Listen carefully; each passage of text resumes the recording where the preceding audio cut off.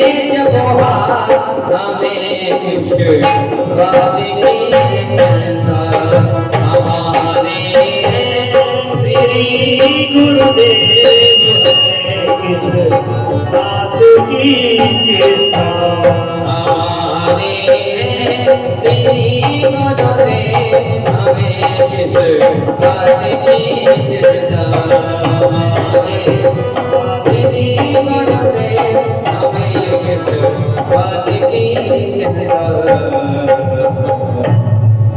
बोली गुरुदेव भगवान की जय। बोली वृंदावन बिहारी लाल की जय। आज नेपाल में जो गंडकी नदी है, उस गंडकी नदी में शालिग्राम शिला निकलती है। ऐसा बताते हैं कि नर्मदा के कंकड़ सब शंकर, नर्मदा से निकलने वाले जितने भी कंकड़ हैं वो सब शंकर हैं, और गंडकी नदी से निकलने वाली शिला साक्षात नारायण भगवान है। नारायण का स्वरूप है, शालिग्राम भगवान है। तो आज भरत जी महाराज नेपाल में जो गंडकी नदी है वहां पर जाकर के आश्रम बनाया, और वहां गंडकी नदी में से शालिग्राम निकाल करके और उनकी पूजा कर रही हैं। शालिग्राम भगवान की पूजा की है। तो सवेरे से लेकर के सायंकाल तक हो जाती है, लेकिन भरत जी महाराज की पूजा पूरी नहीं होती, क्योंकि 21 लेकर के शालिग्राम रखे हैं इन्होंने। तो इधर से पूजा करते हैं, जब नहाते हैं, चंदन लगाते हैं, चावल अक्षत चढ़ाते हैं, और उसके बाद में श्वेत तिल चढ़ाते हैं, पुष्प चढ़ाते हैं, पुष्पमाला पहनाते हैं, धूप दीप आरती भोग लगाते हैं। फिर दूसरे शालिग्राम की इस प्रकार पूजा करते हैं।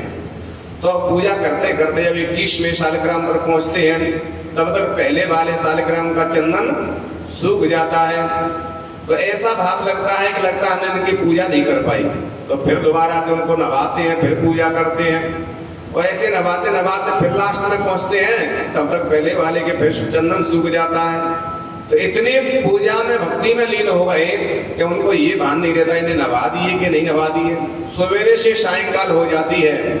जब सायंकाल के समय सूर्य अस्ताचल को जाते हैं, तब जाकर के सबके तिलक गीले रहते हैं, तब समझ में आती कि पूजा सबकी हो गई। तब जाकर के प्रसादी बनाते, प्रसादी पाते हैं। इस प्रकार से भगवान शालिग्राम की भरत जी महाराज पूजा कर रही हैं। पूजा करते करते आज इनको बहुत समय व्यतीत हो गया। एक दिन की बात, जब भरत जी महाराज गंडकी नदी में स्नान करने गए, इधर एक मृगी जल पीने के लिए आई। जैसे ही जल पीने के लिए आई, जल पीने लगी, तब तक एक सिंह ने दहाड़ लगाई। सिंह की दहाड़ को सुनते ही आज मृगी ने उस गंडकी नदी में छलांग लगा दी है। जैसे ही छलांग लगाई, तो छलांग लगाने से डर की वजह से छलांग लगाई, शेर की डर से। तो आज वो गर्भवती थी, उसका प्रसव जल में हो गया। आज जल में ही उसका प्रसव गिर गया, और मृगी गंडकी नदी को पार करके 15 में जाकर के उसकी गोविंदाय नमो नमः हो जाती है। इधर जो प्रसव हो गया था, बालक जल में उत्पन्न हो गया, बहता हुआ बालक मृगी का। आज जहां भरत जी महाराज स्नान कर रहे थे, उन भरत जी के शरीर से उनका स्पर्श हुआ। जैसे ही शरीर से स्पर्श हुआ, तो आज उन्होंने विचार किया ये मृगी का बालक है, अगर मैंने इसको छोड़ दिया ये डूब के मर जाएगा। ऐसा भाव उत्पन्न हुआ, दया उनके हृदय में आ गई, और मृगी के बालक को लेकर के जल से बाहर निकाल दिया। लेकिन जैसे बाहर निकाला, तो आज इनके मन में भाव आया कि अगर मैं इसको छोड़ दूंगा तो इसकी मृगी है नहीं, ये भूखा मर जाएगा, सब कुछ इसका मैं हूँ, मैं इसका पालन पोषण करूं। अब तो इनको दया और आ गई। देखो, दया करना ये तो अच्छी बात है, जीव पे दया करना, क्योंकि भगवान सब जगह है, सर्वत्र है, सबके हृदय में घट घट में वास करते हैं। तो जीव पे दया करना तो अच्छी बात है, लेकिन प्रेम भगवान से होना चाहिए। दया सब पे करो, कर्म करते रहो, लेकिन प्रेम परमात्मा से करो, प्रेम संसार से मत करो। आज ही इनका प्रेम उस मृग बालक से हो गया कि ये भूखा मर जाएगा मेरे बिना। तो आज सवेरे से सायंकाल तक पूजा करते थे, आज उनका मन एक साथ सब सालग्राम उठाए जल में डुबो दे और पटापे रख दे और चंदन घिसके सबन पे छींटा लगा दे चंदन के, और पुष्प चढ़ा दे, फूल माला चढ़ा दी। अब तो इनकी जो सवेरे से शाम 4 बजे 5 बजे तक पूजा होती, अब तो इनकी 10 मिनट में ही पूजा हो जाती है। और मृग के बालक के लिए हरी हरी घास लाते हैं और उसको घोंट करके और अपने हाथ से बालक को पिलाने लगे मृगी के बालक के लिए। तो आज पूरे दिन आज मृगी के बालक की सेवा कर रहे हैं। अब तो पूजा करते करते धीरे धीरे मृग का बालक बड़ा होने लगा। अब जिनकी पूजा तो कम हो गई, मृग के बालक से प्रेम ज्यादा हो गया। जैसे पूजा कम हुई और मृग का बालक बड़ा हो गया, एक दिन मृग के सभी मृग निकल के जा रहे आश्रम की ओर से, तो देखा इसके मृग बालक ने कि ये तो मेरी बिरादरी के लग रहे हैं। तो आश्रम में से छलांग लगा के और ये मृग का बालक आज सभी मृगों में जाके मिल गया और मृगों के संग भागने लगा। पीछे पीछे भरत जी जा रहे हैं, अरे बेटा भूखे मर जाएगा, तू कहाँ जा रहा है? देख मैं तेरे लिए घास लाऊंगा, तू भूखा मर जाएगा, कौन तुझे घास घोंट के पिलाएगा, कौन घास खवाएगा? इतना मोह हो गया कि ये नहीं सोचा कि जंगल में कितने मृग हैं, इनको कौन घास खिला रहा है? सबको खिलाने वाले तो भगवान हैं, लेकिन हम अहंकार करते हैं कि हम व्यवस्था कर रहे हैं, हम खिला रहे हैं। तो आज इतना अहंकार आ गया कि मैं खिलाऊंगा तो वही ये जीवित रहेगा, अन्यथा भूखा मर जाएगा। आज उसके पीछे दौड़ रही हैं, लेकिन कहाँ मनुष्य की चाल और कहाँ मृग की चाल। आज मृग का बालक मृगों के साथ में चला गया। आज रात्रि में चिंतन करते रहे कि पता नहीं मेरे मृग ने कुछ खाया होगा कि नहीं तो भूखा होगा आज। तो अंतिम श्वास निकली और ध्यान मृग का आया। तो महापुरुष बताते हैं कि हम भजन करते हैं, पूजन करते हैं, जाप करते हैं, किस लिए? कि अंतिम समय में भगवान की याद आ जाए, इसलिए हम माला फेरते हैं, भजन करते हैं, चिंतन करते हैं। जन्म जन्म मुनि जतन कराही वो अंतराम कहीं आवत नहीं। हम माला को फेरते हैं, भजन करते हैं कि अंतिम श्वास के समय भगवान का नाम आ जाए तो हमारे सारे पाप जीवन के समाप्त होकर के हमारी सदगति हो जाएगी। तो आज जीवन भर भजन किया, घर त्याग दिया, अपने पुत्र त्याग दिए भरत जी महाराज ने, और राज्य को त्याग दिया। नेपाल में गंडकी नदी के शालिग्राम भगवान नारायण की पूजा करते थे, लेकिन अंतिम समय में जब श्वास अंतिम निकली तो मृग की याद आई, और मृग की याद आई तो आज इनको मरते समय मृग की याद आने से मृग की योनि प्राप्त हो गई। क्योंकि अंतमति सहगति, मरते समय हमारा मन जिस जगह होगा अगला जन्म हमें वही प्राप्त होगा, ये शास्त्र कहता है। तो आज मरते समय भरत जी का मन शालिग्राम भगवान के चरणों में नहीं, भगवान के चरणों में नहीं, मृग की याद में उसी समय उनकी अंतिम श्वास छूट गई। तो आज जाकर के इनको मृग की योनि प्राप्त हो गई। लेकिन हमने जीवन में जो भजन किया है, दान किया है, तपस्या की है, ये कभी व्यर्थ नहीं जाती है। ऐसा बताते हैं कि अगर हमने भजन किया है, दान पुण्य किया, तो अगले जन्म में हमें उस भजन की वजह से याद बनी रहती है। ऊंच नीच ग्रह जन्मे और होए संत को संत, ऐसा बताते हैं। हमने तपस्या की है, भजन किया है, तो महाराज आज उसकी वजह से इनको याद बनी रही है। तो आज मृग की योनि में इन्होंने हरी हरी घास नहीं खाई। क्यों नहीं खा रहे? क्योंकि इनको पता है कि मैंने जीवन में भजन किया, सब कुछ त्याग दिया, अपने राज्य त्याग दिया, अपना परिवार त्याग दिया, लेकिन भगवान के भजन के में आया, लेकिन मुझे मोह मृग से हो गया। तो तभी तो कहते हैं कि मोह सकल व्याधि कर मूला, प्रेम सबसे करो, लेकिन मोह किसी से मत करो। मोह जहाँ होगा वही दुख का कारण बनेगा। तो मोह किसी से मत करो, प्रेम सबसे करो और भगवान का चिंतन करें। संसार में प्रेम करो, भगवान से भी प्रेम करो, लेकिन मोह करना है तो सिर्फ भगवान से करिए, गुरु से करिए। संसार में मोह मत करिए। और भगवान से प्रेम करोगे, मोह करोगे तो तुम्हें हमेशा चिंतन का बना रहेगा। तो मेरा मोह मृग से हुआ, इसलिए मुझे मृग बनना पड़ा। तो आज के बाद मैं हरी घास से मुंह नहीं लगाऊंगा। और हे भगवान, अब की बार जब मृग की योनि से मुझे मनुष्य की योनि में पहुंचा दो तो मैं तुम्हारी इतना चिंतन करूंगा, कभी किसी से मोह नहीं करूंगा, कभी किसी से प्रेम नहीं करूंगा, सिर्फ परमात्मा से प्रेम करूंगा और किसी से प्रेम नहीं करूंगा। आज चिंतन करते रहे और वहीं गंडकी नदी में पास में पहुंच जाते, गंडकी नदी का जल पीते हैं और सूखी सूखी जो घास है बस उसको पा लेते हैं, गंडकी नदी का जल पीते हैं और भगवान का चिंतन कर रही हैं मृग की योनि में कि मेरी मृग की योनि छूट जाए तो मैं प्रभु तुम्हारा भजन करूंगा। तो भगवान की कृपा से थोड़े ही समय में आज भरत जी की मृग की योनि छूट जाती हुई है और इनके लिए सुंदर ब्राह्मण के यहाँ मनुष्य का शरीर प्राप्त हो गया। अतः कल्पयतं द्वयवरः स्यामिंग्रः प्रवर्ष्य रामादम तपः स्वाध्यायध्ययनं तपस्या संतोपते द्विजाः प्रश्रमयः।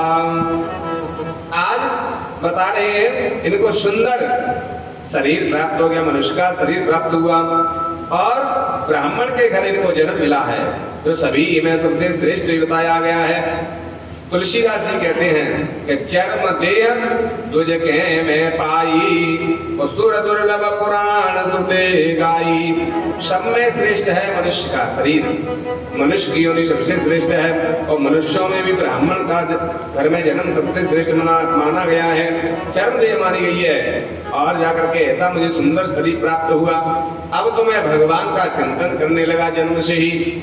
मेरे माता पिता मुझको पढ़ा रही हैं, जब मैं बड़ा हो गया तो मेरे माता पिता मुझे पढ़ाते हैं। तुलसी बाबा कहते हैं कि प्रौढ़ भय मोय पिता पढ़ावा समझाऊं सुनाऊं गुनाऊं नहीं भावा। पिताजी मुझे पढ़ा रहे, बेटा पढ़ ले। कभी कह रहे ओम बोलो तो मैं जानबूझ के ओम नहीं तो ओम कह रहा हूं। आज ओमकार का उच्चारण नहीं कर रहे, क्यों? क्योंकि पिताजी आज ओम पढ़ना सिखाएंगे, ओम का उच्चारण कराएंगे। उसके बाद कहेंगे बेटा गायत्री मंत्र सीख लो, ब्राह्मण हो। और उसके बाद कहेंगे कि देखो सत्यनारायण की कथा सीख लो, फिर कहेंगे ब्याह पढ़ो सीख लो, फिर कहेंगे तुम पूजा पाठ सीख लो। इसलिए ये झंझट में संसार में पढ़ना ही नहीं है। एक बार मोह हो गया था मृग से, इसलिए मृग बनना पड़ा।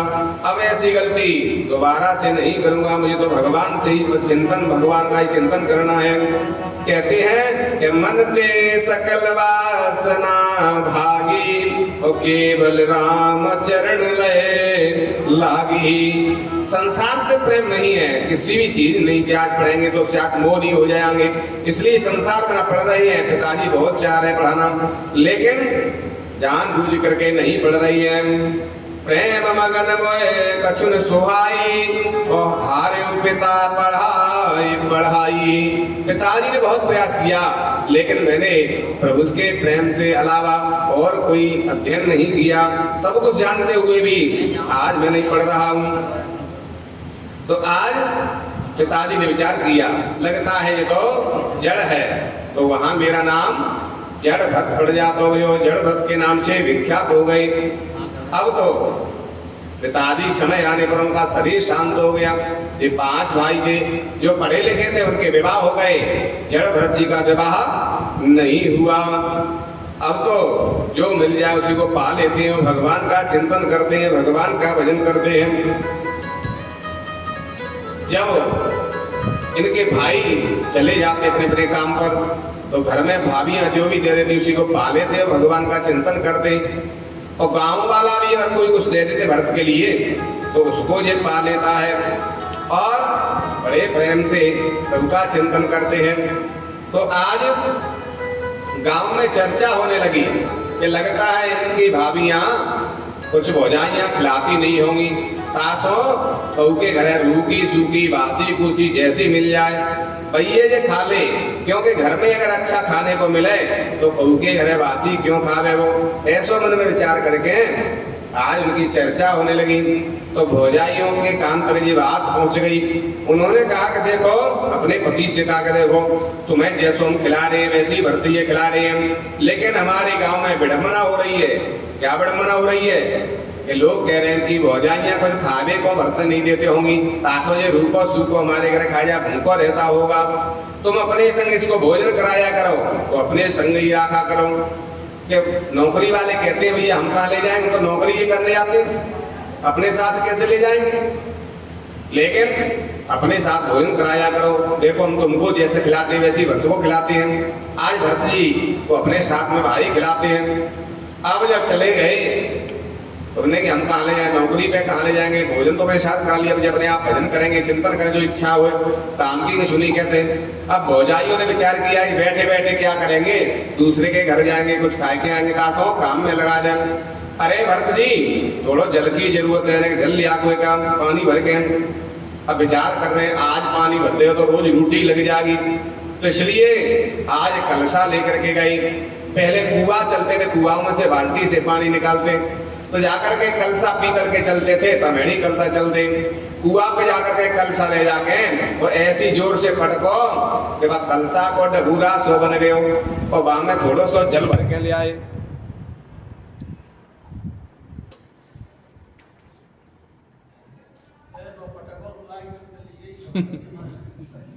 श्रीमन नारायण नारायण नारायण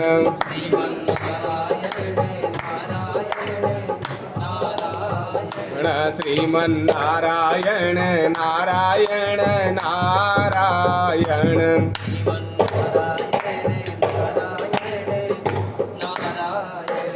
बद्री नारायण नारायण नारायण बद्री नारायण नारायण नारायण केदार नारायण नारायण नारायण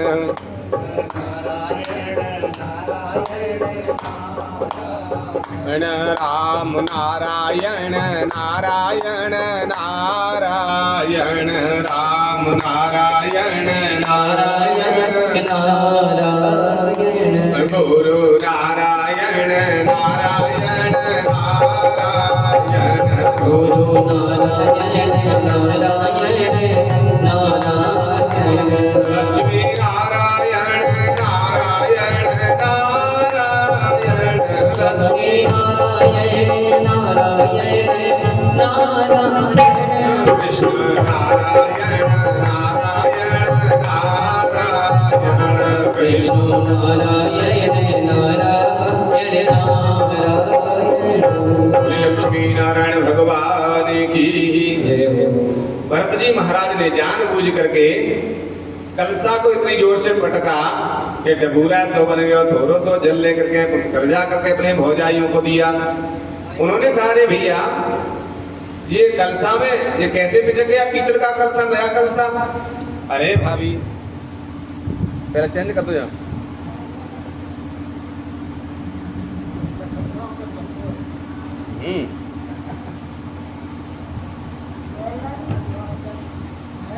उन्होंने पूछा कि नया पीतल का कलसा कैसे फूट गया।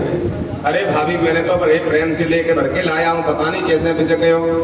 विचार कर रही है कलसा का तारा छन गया होगा इसलिए पिचक गया होगा। दूसरे दिन नई तमेड़ी निकाल के पीतल की दे दी।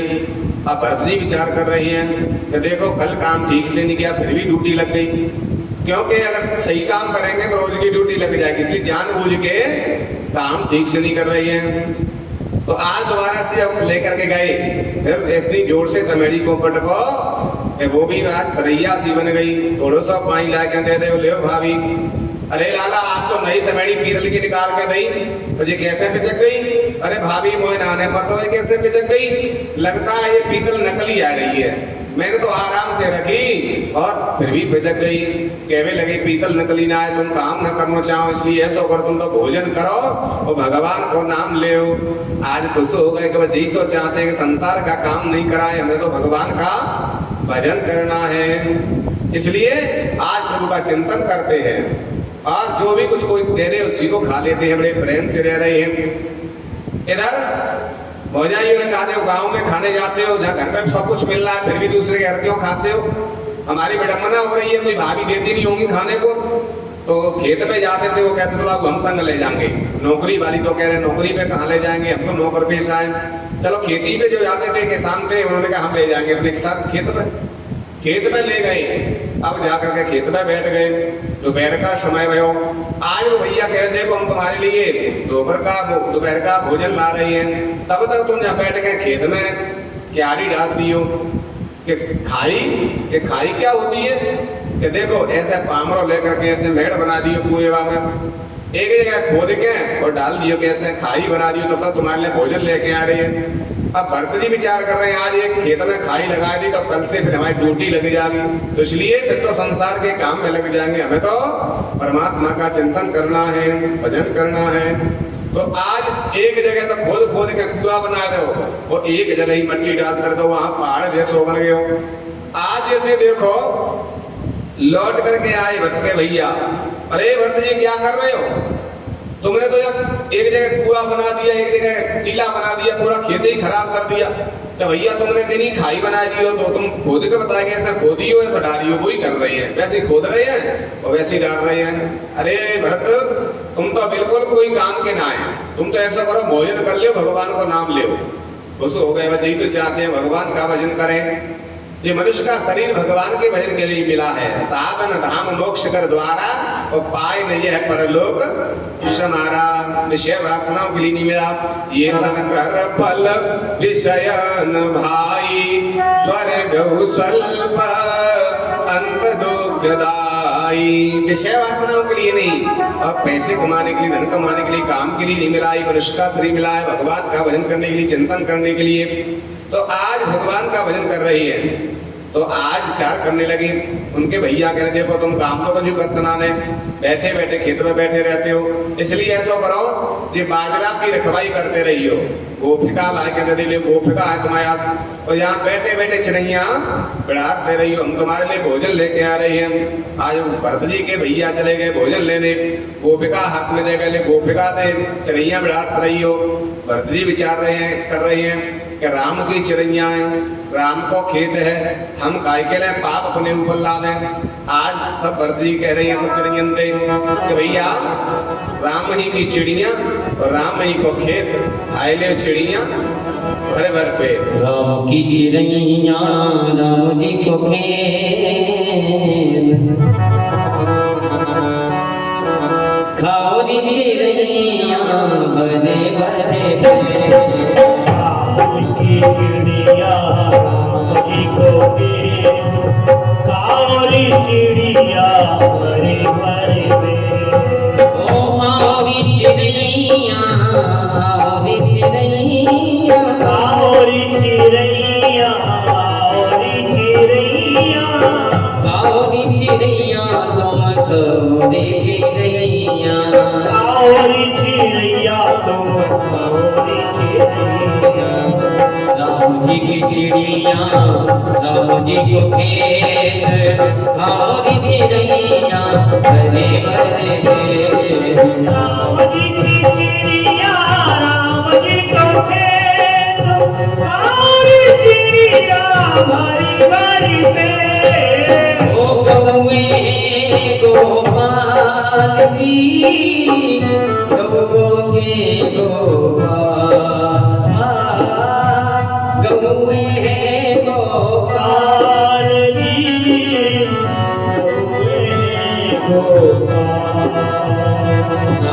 राम की चिड़ैया राम जी को खेत, काली चिड़ैया भरे भरे पेट।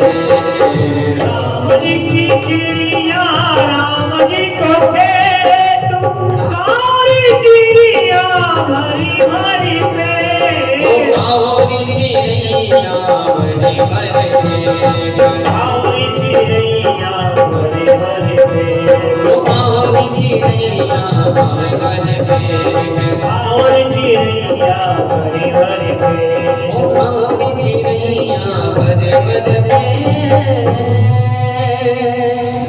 आज जड़भर जी महाराज ने कहा कि राम ही की चिड़िया राम ही को खेत खाए ले चिड़िया भर भर पेट।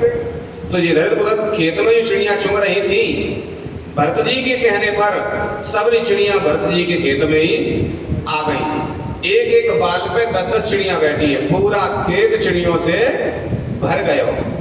भरत जी के भैया आए, अरे भरत, मैंने तुमको गोपिका दी चिड़िया बिड़ाने के लिए और तुम बैठे हो, चिड़िया खेत में कितनी है देखो।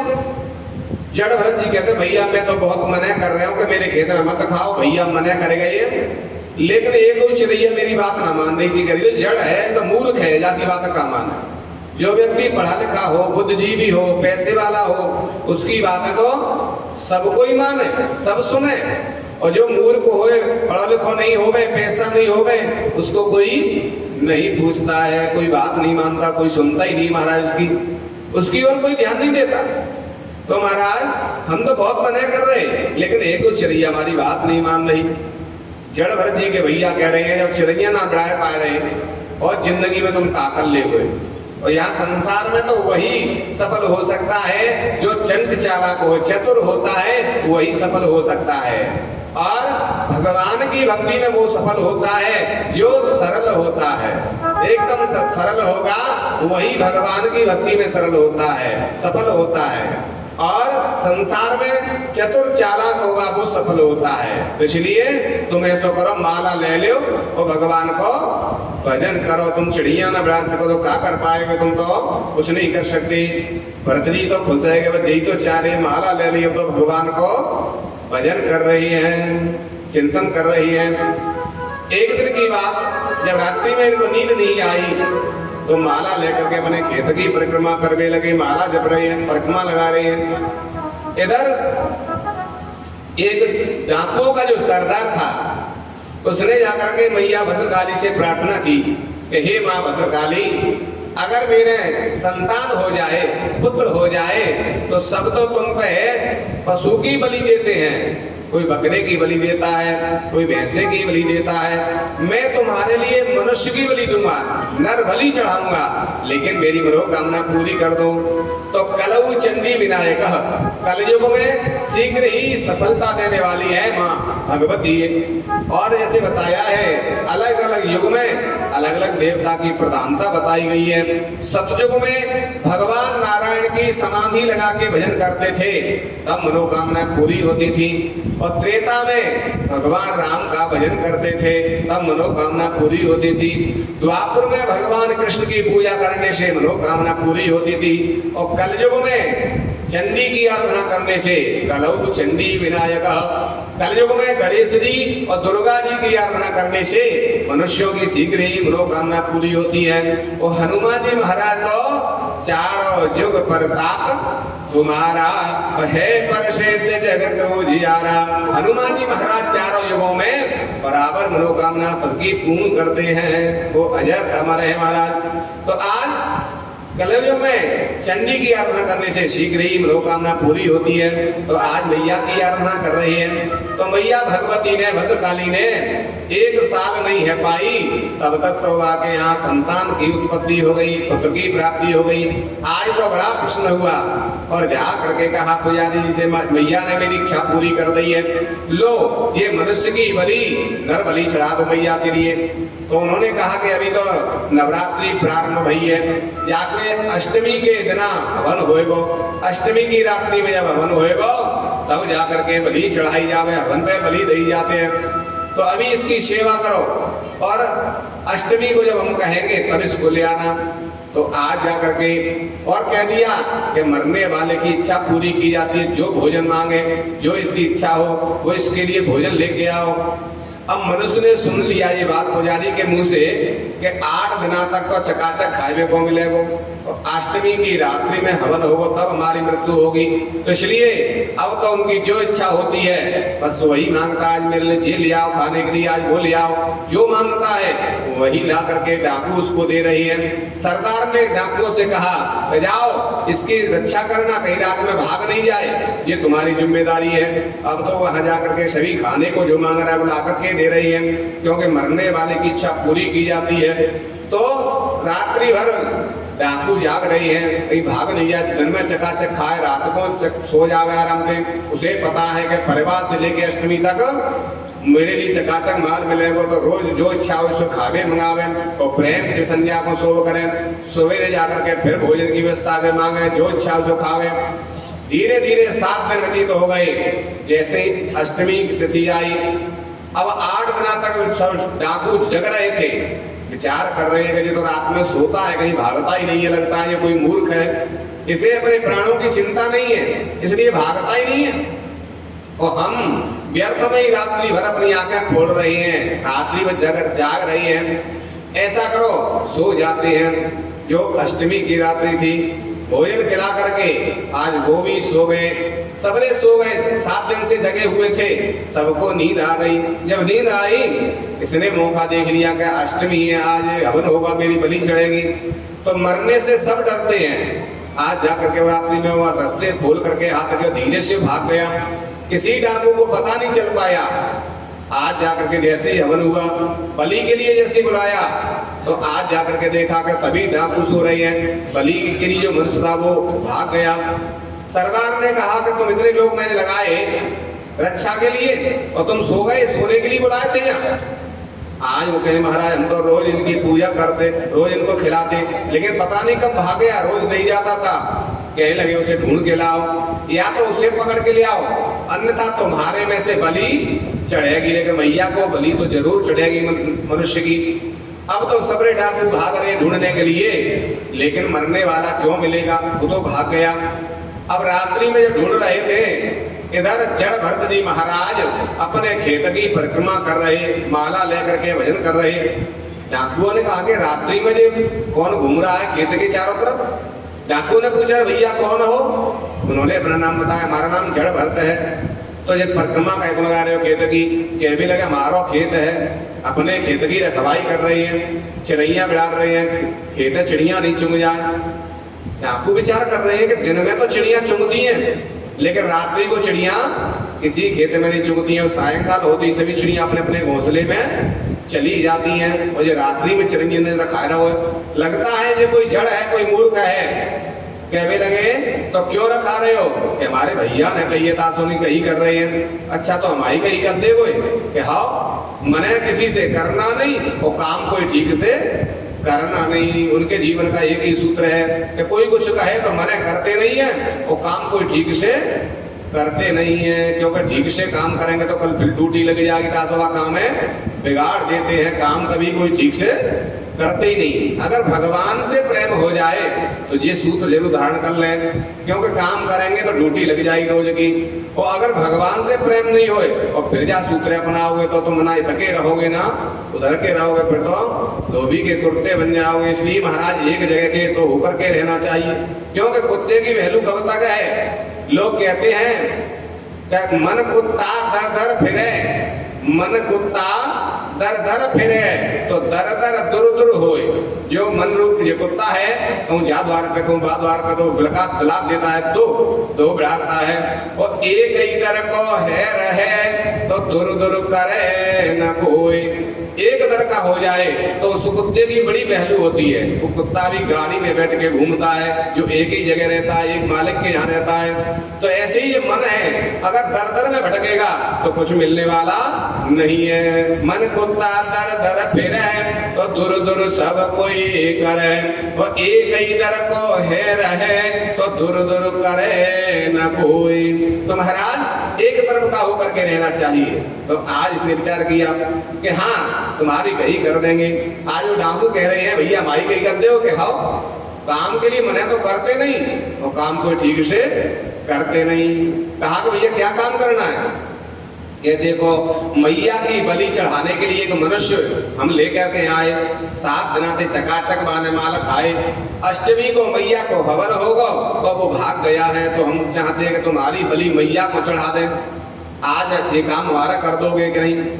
भरत जी महाराज सुनकर के प्रसन्न हो गए कि एक दिन तो एक शरीर छूटेगा ही, मरना तो सबको है, जिनका जन्म हुआ उसकी मृत्यु तो अटल सत्य है। तो महाराज ये मनुष्य का शरीर किसी के काम नहीं आता है, हाथी की खाल काम आ जाए और भेड़ा की खाल काम आ जाए, शेर की खाल काम आ जाए, लेकिन मनुष्य का शरीर किसी के काम नहीं आता है।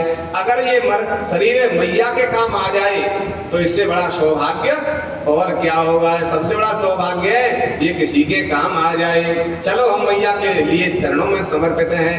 आज डाकों के साथ में जड़ भरत जी मैया के पास चल लिए और जाकर के डाकों के सरदार से कहा महाराज ये अपनी बलि देने को तैयार है, मैया के चरणों में समर्पित है, बलि देने को तैयार, अपनी मर्जी से दे, प्राण त्यागने को तैयार है, बलि देने को तैयार है। अच्छा, डाकू ने पूछा क्यों मैया के लिए बलि देने को तैयार है अपने शरीर की? कि हाँ मैया के लिए समर्पित है शरीर। आज पुजारी जी से कहा लो महाराज इसकी बलि चढ़ा दो, हवन होकर के जैसी बलि को तैयारी। आज जाकर के जड़ भरत जी को दे दिया और उनसे कहा मैया से हाथ जोड़ो। पुजारी जी कह रहे हैं जो बलि देने वाले, जाओ मैया से भरत जी हाथ जोड़िए और कहो हे माँ मेरी बलि को स्वीकार कर लो, मुझे स्वीकार कर लो अपने चरणों में। जड़ भरत जी हाथ जोड़ करके खड़े हो गए और माँ से भद्रकाली से कहा हे माँ भद्रकाली आप मेरे को स्वीकार कर लो अपने चरणों में, मैं तेरा हूँ तू मेरी है, मेरे को स्वीकार कर लो। आज जैसे ही समर्पित हुए हैं, प्रार्थना की है, तो यहाँ बताया है कि कुपुत्रो जायेत क्वचिदपि कुमाता न भवति। देवी भागवत में बताया है और दुर्गा सप्तमी में बताया है कुपुत्रो जायेत क्वचिदपि कुमाता न भवति। पुत्र कुपुत्र हो सकता है लेकिन माता कभी कुमाता नहीं हो सकती।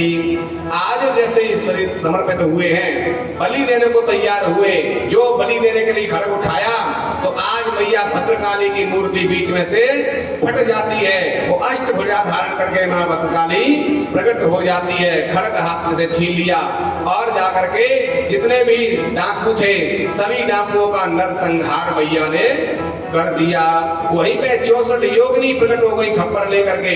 64 योगिनियां खप्पर भर भर के खून पी रही हैं, नाच रही हैं। सभी जितने भी डाकू थे मैया ने सभी डाकुओं का नरसंहार कर दिया।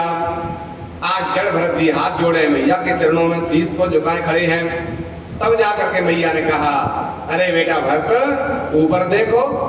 जब ऊपर देखा तो सबरे डाकू मरे पड़े हैं, 64 योगिनियां खप्पर भर भर के खून पी रही हैं और भरत जी से सामने अष्टभुजा धारण करें मैया प्रकट हो गई, सामने दर्शन दे रही है। कह रही है बेटा माल तो ये खाते थे, जो माल आ जाए खाए को मांगे रहे और मरवे को नंबर आ तो लेके आएंगे, तू आए मर जा तो अच्छे माल को तो कोनो आगे आ जाए और वैसा काम आवे तो दूसरे को उड़ा दें। ये दुष्टों के स्वभाव है, इसलिए आज मैंने इनका नरसंहार कर दिया। मैंने आज उनका नरसंहार कर दिया। कहने लगी मैया तो आज जड़ भरत जी कहते हैं माँ अगर मेरी मृत्यु हो जाती तो आज इनको तुमने मार दिया, इतने ये काय के लिए चोरी कर रहे हैं दूसरे अपने बच्चों के भरण पोषण करने के लिए, तो इनको तुमने मार दिया डाकुओं को। बताओ कितने बच्चे अनाथ हो गए, कितनी देवियों का सुहाग उजड़ गया। इनको नहीं मारना चाहिए था। मेरी बलि चढ़ जाती कोई तो बच्चा अनाथ नहीं होता, ना किसी देवी का सुहाग जाता। मेरी बलि चढ़ जाती किसी को कोई हानि नहीं होती, तुमने इनको क्यों मार दिया। आज मैया के आंखों में आंसू निकल पड़े। धन्य है जड़ भरत जी, अपनी जान चली जाए लेकिन दूसरे पे आंच नहीं आए। परहित सरिस धर्म नहीं भाई, पर पीड़ा श्रम नहीं अदमाए। दूसरे को कष्ट नहीं हो, हमारी जान चली जाए कितना भी कष्ट हम पे आ जाए लेकिन हमेशा ऐसा प्रयास करें कि दूसरे को सुख मिले। ये भक्त के लक्षण है, महापुरुष के लक्षण है। तो आज मैया कह रही धन्य है व्रत, अपने प्राण चले जाए लेकिन दूसरे पे आंच नहीं आए। आज कहते बेटा ये तुमको मारने लाए, तुम्हारा कोई दोष नहीं है और मैं बिना दोष के किसी को स्वीकार नहीं कर सकती। वो पुत्र जाए था कुछ दफ कुमाता न भवती, पुत्र कुपुत्र हो सकता है, दुष्ट हो सकता है, लेकिन माता कभी कुमाता नहीं हो सकती। संसार में सबसे दयालु है और सबसे हितकारी है तो माता पिता गुरु से बढ़कर के संसार में कोई हितकारी नहीं हो सकता। आज प्रार्थना कर रही है, भरत जी कह रहे हैं हो सकता है इनका समय इतना ही होगा और तुम्हारे हाथ से इनकी मृत्यु नहीं हुई। भगवान के तो सामने जाते ही सन्मुख हो जीव मोय जब ही और जन्म कोटि अघनाश तब ही। भगवान के सन्मुख होते ही करोड़ों जन्म के पाप भस्म हो जाते हैं। हे माँ तुम्हारे हाथ से इनकी मृत्यु नहीं हुई, इनकी सदगति हो गई, इनकी मोक्ष हो गई, इनका कल्याण हो गया। तुमने सबका कल्याण करने वाली है, तुम तो मंगल ही मंगल करने वाली हो। मंगलम भगवान विष्णु मंगलम गरुड़ ध्वज मंगलम पुंडरीकाक्ष मंगलाय तनोहरि। महाराज आप तो सबका मंगल करने वाली है। आज मैया से प्रार्थना कर रही है, हे माँ मेरे ऊपर कृपा भी कर, इनके ऊपर कृपा की है, मेरे ऊपर सदा अपनी कृपा वर्षा रखना। मेरी माँ सिरों वाली चरणों से लगा लेना। हे माँ मुझे अपने चरणों से लगा, प्रार्थना करो।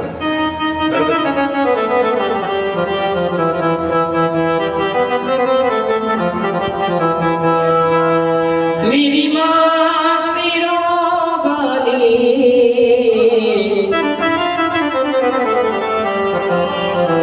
चरणों से लगा लेना, ओ मेरी माँ चरणों से लगा लेना। मेरी माँ तेरा वाली, मेरी माँ जोता वाली, चरणों से लगा लेना। मेरी माँ चरणों से लगा लेना। ओ मेरे दास तुम्हारा हूँ, मैं दास तुम्हारा हृदय से लगा लेना। मेरी माँ हृदय से लगा लेना।